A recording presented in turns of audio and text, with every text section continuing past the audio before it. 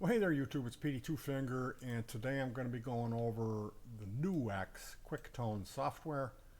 I'm running a NUX mg30, but this software it runs with the mg400 and the mg300 as well, running a Windows machine. If I mouse over to the Show Hidden Icons directory, and they're not kidding because the NUX control panel is really small and hard to read, we can see that it's running at a sampling rate of 48,000 hertz. Now this is important if you're using Reaper or any other DAW.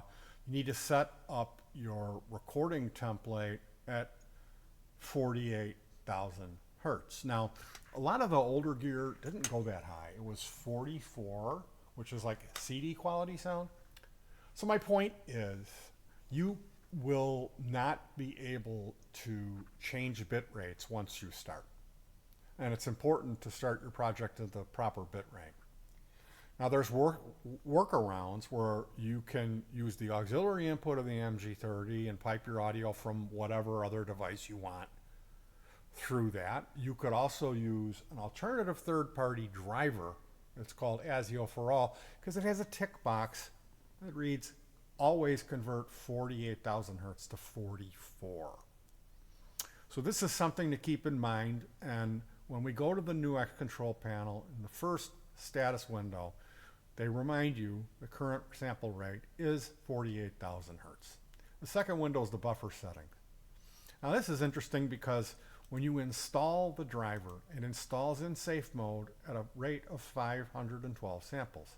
And they show you the input and output latency combined is 25 milliseconds.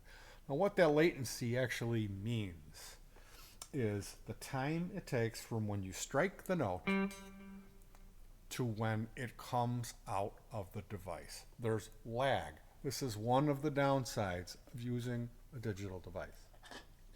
So there's things we can do because certain people are more sensitive to lag than others. But if you look here, unchecking safe mode reduces the output latency almost in half. Now if we go up here and take our sample rate down to 128 from 512, we go from 26 milliseconds to looks like 6.67. So it's quite a bit less lag. The lower you take your sample rate, the better the chance, depending on your computer. If you have a screaming smoking computer, probably don't have much to worry about. But if you have a normal computer and you try to run it at the bottom setting, you may very well run into some audio glitching or absence of sound for short bursts of time. They'll be missing audio, which sound like clicks, pops, or ticks, but it's just the audio cutting out and coming back on. And when you run into that, you'll know, well, I should go tweak my ASIO buffer size. So this is something one can do. Heck, I'm just going to see if I can get away with running it at 8. Now, I think I just heard a pop. On my, and mind you, I'm running like a microphone driver. I'm like got all kinds of stuff going on right now. So it's kind of a bit of a stew, if I'm being polite. S-storm, what might be the word I would choose to use. Now, taking a look at this volume tab on the NUX driver control panel, they do offer a handy dandy little mixer that I've never used. There's useless info and an about section which will tell you that you're using version 5.3 of their ASIO driver. Taking a look at the quicktone software, well, over here we can click and it's also changing patches on the physical mg30. I don't have it on the ground. I've got it up on the top of the computer table, which is not going to render this to make it any easier. Now let's say I want to change the name. That's what this box is here. I'm going to go ahead and click one more time. I'm going to add an exclamation point. Now, one would think but you actually have to use the save command. You cannot hit enter on your keyboard because it won't save it in this window. It'll only save it in here, which is representative of what's on the MG30 physical screen. So if I were to hit the be trying to be slick and just use the enter button on my computer keyboard, if I changed patches and came back, well, it would not have saved it in this register, so it would be gone at this point on the MG30. So the point is, don't try to be a wise guy and use your enter command. Always use everything you need to do in this software is up here. There's no hotkeys going on. So this is our naming. This will take us to our presets. You can scroll through the list of them here. The first window that I notice is the BPM. And this is important because it can keep your delay in time with the beat. So if you don't care about that, well, never mind. Next to it is I care a lot about that, trust me. I will go out of my way to find out the BPM of a drum track to make sure that my delays are lining up in time with the music, because it makes it sound from muddy and cluttered to like Pink Floyd, because that's what they did. They had accurate delay times on everything. Everything was timed out perfectly. And people give Roger Waters a lot of hate, but he dotted all of his T's and crossed all of his I's. Now, next to the BPM, we have this plus and minus 12 volume adjustment, which you can use very handily to compensate from clean and distorted patches. It's better than using level and master, if you ask me, but I've never used it. Next up, we have drum and loop. Now, here we go. What do we got? Anything interesting? Let's check out the reggae. Ooh, I shot the sheriff. Well, you should have shot the drummer. I'm not a fan of the built-in drum machine, but it does have controls for the looper. And I believe the drum machine syncs to the looper in the MG30. But don't quote me. Now, we talked about saving, but import and export is different application from saving. So let's say one went through and made all custom patches for covers and originals. And one was concerned about backing this data up, meaning storing it on a Windows hard drive. So if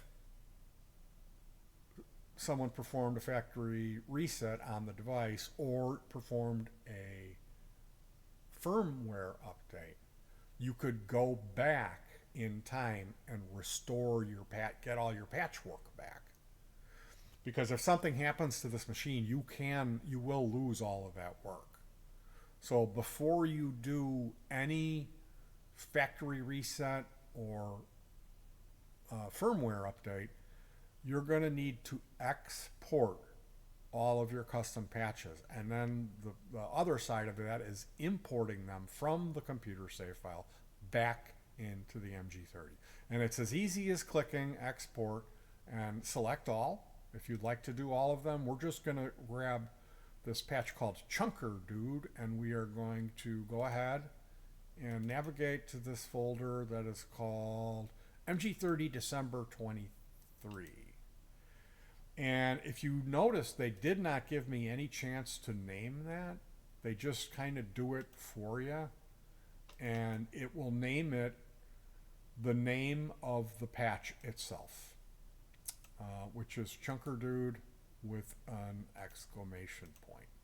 If you select all of the patches, it will save name under MG30 patches all, I think it's called. So I have a bunch of these saves over the years that I've been using this device, and how I handle that is I will make a new folder and label it something relevant. In this case, it was MG30 December 23. So that's up to you how you want to archive them, but keep in mind that's one of the downfalls of this device.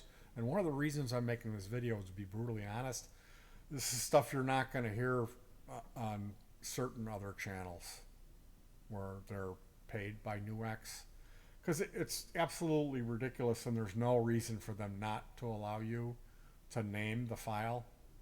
I mean, that's some horse pucky. Now,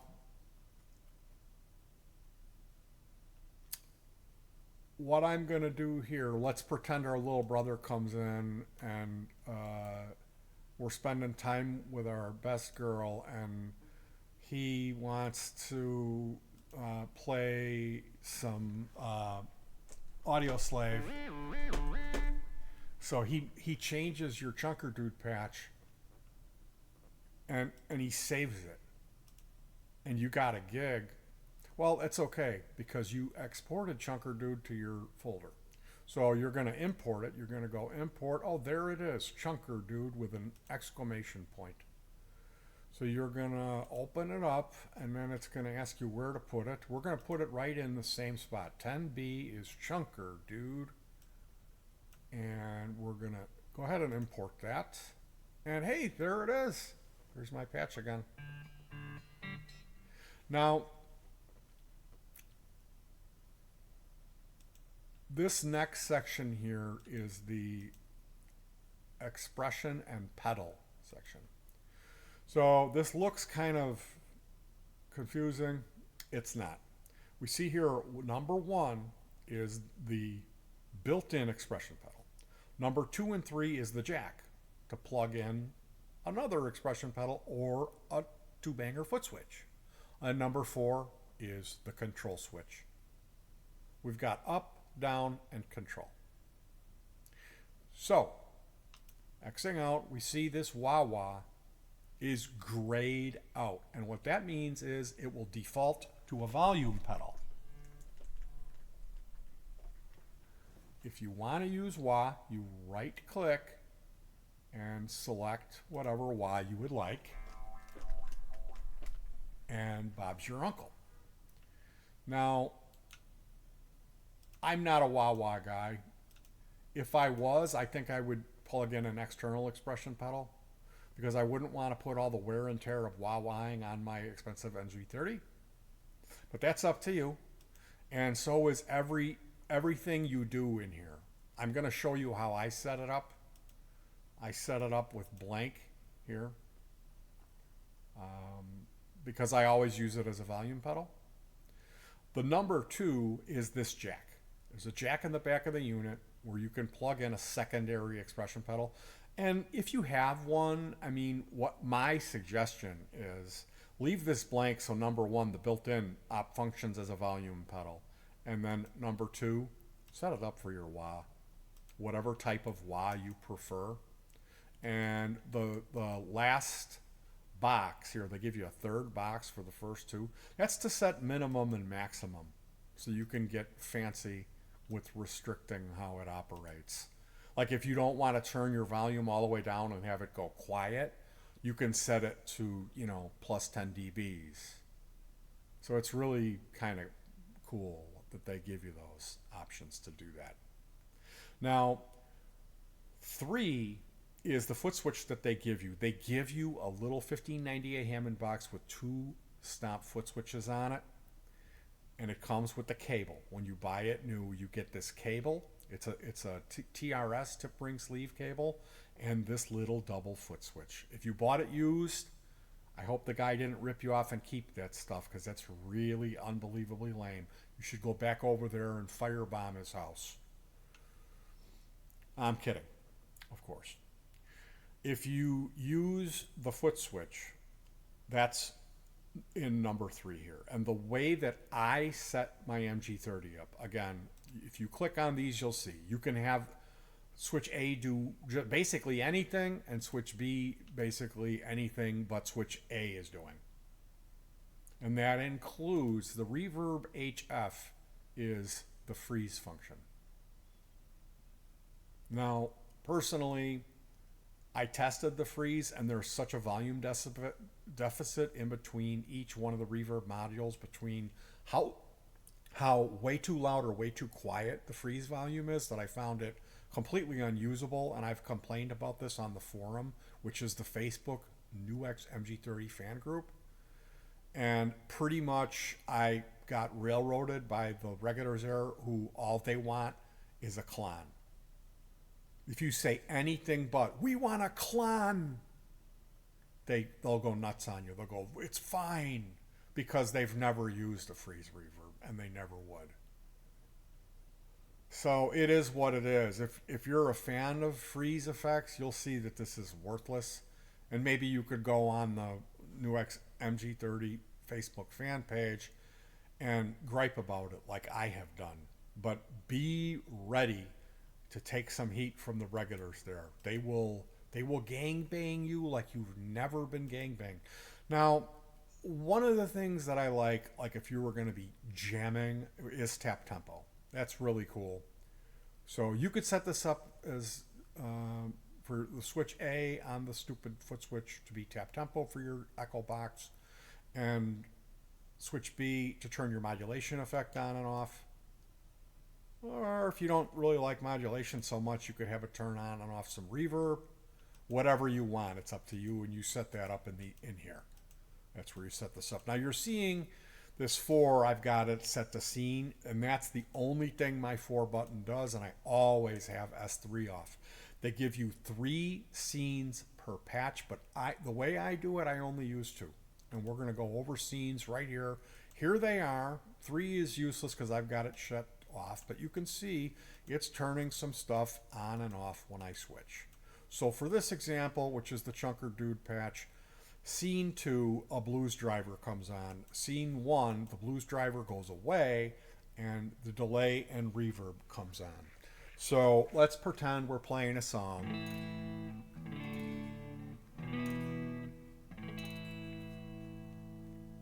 And then we switch over.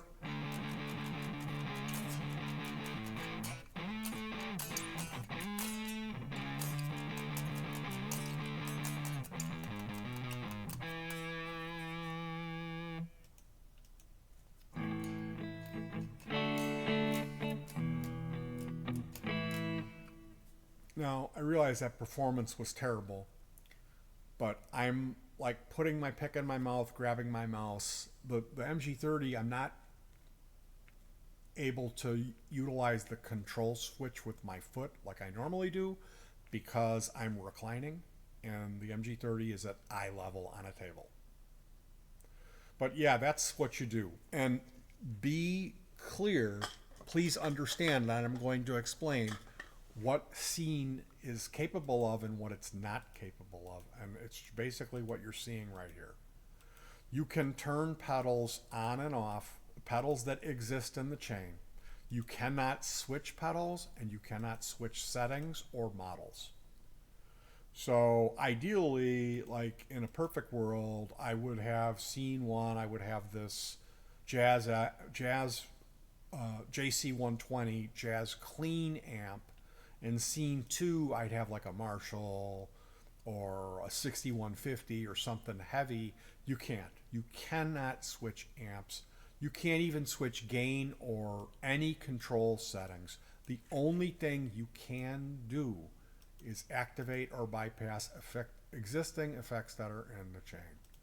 So that's why I set it up the way I do, and it works for me using scene 1 and 2. Usually it's just like most of my patches, like, okay, this one, it turns this chorus on, okay? So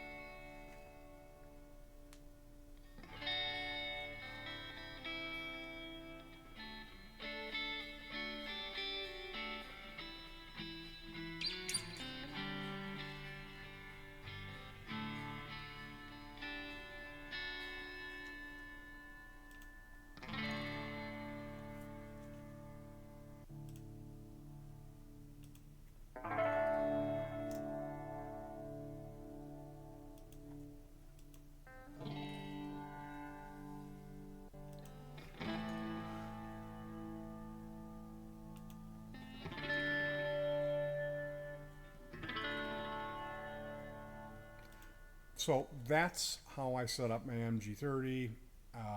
We're going to go over the settings, the dreaded settings. So there's a custom boot picture, and you switch from default to user picture and then click import and navigate to whatever picture you would like to display on your MG30 screen when you boot it up. It does take a couple seconds to boot up. So I've got, this is my little buddy Chicken Beat, Kita, my pet cat. And that's my custom boot up picture. They want it to be 800 by 400. So, and it's PNG or JPEG format. So if you need any help with photo editing, I've got videos on free software like View, and you can figure that out. One of the neat things in settings is it shows you the firmware version and the software version, which these have to line up. Like when they come out with a new firmware version, they also come out with a new software version, and they always go hand in hand.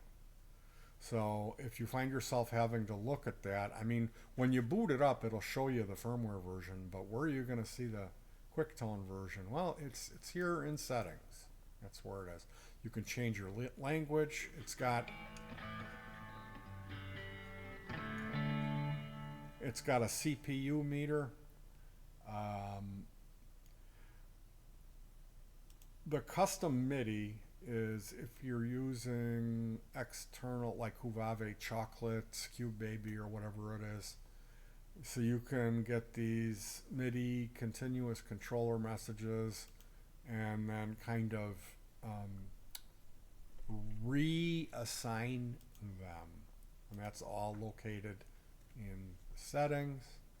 Let's say you're making time with your best gal and your little brother comes in and just messes up your settings. Well, fear not, you can reset settings to default and then double click and this will go back to 50. This is normal or loop back, reamping settings, dry out to wet sync 3 and 4, which is an additional set of outputs. The recording level, I've never really messed with it. The playback level, I do. I'll boost up the playback level to like 3 or 4, and what that does for me is it gets a little bit more signal out of my Windows Media Player, because I like to play to backing tracks. So I'm going to play you guys out. I'll come back and we'll talk about the effects loop, the easiest compressor, the distortion pedals that I like and hate, which amps are good and which amps are garbage, which EQs do I use, how do I use my modulation, running the effects in serial or parallel, stuff like high and low cut on impulse responses, stuff like not getting any distortion in your signal, the collection, and much more. So there's a real lot to this device. I can't apologize for going as long as I did. I could have gone a lot longer, or you can always go to the pedal guy and watch his videos. I'm going to play you out, but this is going to be awful.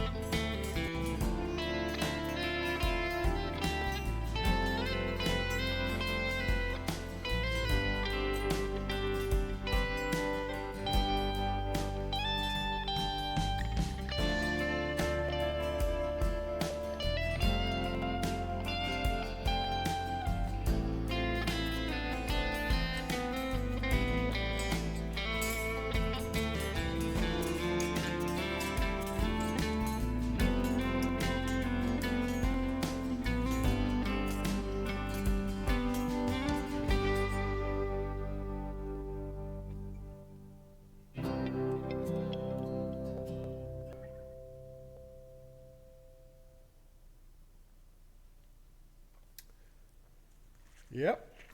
Stick your hand under a lawnmower and try that. All right, you guys, I'll be back with more on how I like to program this stuff. Mind you, I'm not a pro tech or expert. I've been doing it for a minute. I don't lean towards distorted patches.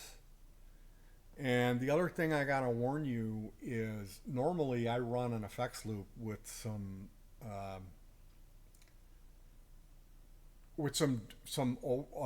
clean boosts and some low gain overdrives, stuff like that, and I don't have that hooked up right now. So this isn't so much tone nirvana as I'm just going to go through the basics on this device. This video is just for people who are really unfamiliar with the device, to give them an overview of using the software and not being afraid of the models and getting a basic understanding of what it can do and what it can't. This is the video I wish I would have had starting out. I've had the unit for a while and I'm able to get around on it and accomplish my goals, and I got good tone, but I'm not using a real lot of high gain stuff. It's more cleaner. So if you're a dirt monger, if you're trying to play Slayer and enter Sandpit, you're in the wrong place, Jack.